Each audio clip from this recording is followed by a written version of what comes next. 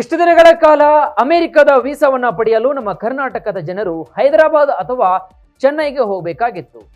ಇನ್ನು ವೀಸಾ ಸಿಕ್ಕರೂ ಕೂಡ ಲಿಮಿಟೆಡ್ ಪ್ರಮಾಣದಲ್ಲಿ ಜನರಿಗೆ ಸಿಗ್ತಾ ಇತ್ತು. ಇದರಿಂದ ಜನ ಫುಲ್ ಹೈರಾಣ ಆಗ್ತಾ ಇದ್ರು. ಆದ್ರೆ ಇನ್ಮುಂದೆ ಹೈದರಾಬಾದ್ ಅಥವಾ ಚೆನ್ನೈಗೆ ಹೋಗುವಂತಹ ಅವಶ್ಯಕತೆಯೇ ಇಲ್ಲ. ಯಾಕಂದ್ರೆ ಇದೀಗ ನಮ್ಮ ಬೆಂಗಳೂರಿನಲ್ಲಿ ಅಮೆರಿಕಾದ ವೀಸಾ ಸಿಗ್ತಾ ಇದೆ. ಅದು ಹೊಸ ವರ್ಷಕ್ಕೆ ಬೆಂಗಳೂರಿನಲ್ಲಿ ಜನವರಿ ತಿಂಗಳಲ್ಲಿ ಅಮೆರಿಕದ ಕಾನ್ಸುಲೇಟ್ ಕಚೇರಿ ಆರಂಭವಾಗಲಿದ್ದು, ಈ ಕಚೇರಿ ಆರಂಭಿಸುವಂತಹ ನಿಟ್ಟಿನಲ್ಲಿ ಅಮೆರಿಕ ಕಾರ್ಯನಿರತವಾಗಿದೆ ಅಂತ ಭಾರತದಲ್ಲಿರುವಂತಹ ಅಮೆರಿಕದ ರಾಯಭಾರಿ ಎರಿಕ್ ಗಾರ್ಸೆಟಿ ಅವರು ಹೇಳಿದ್ದಾರೆ.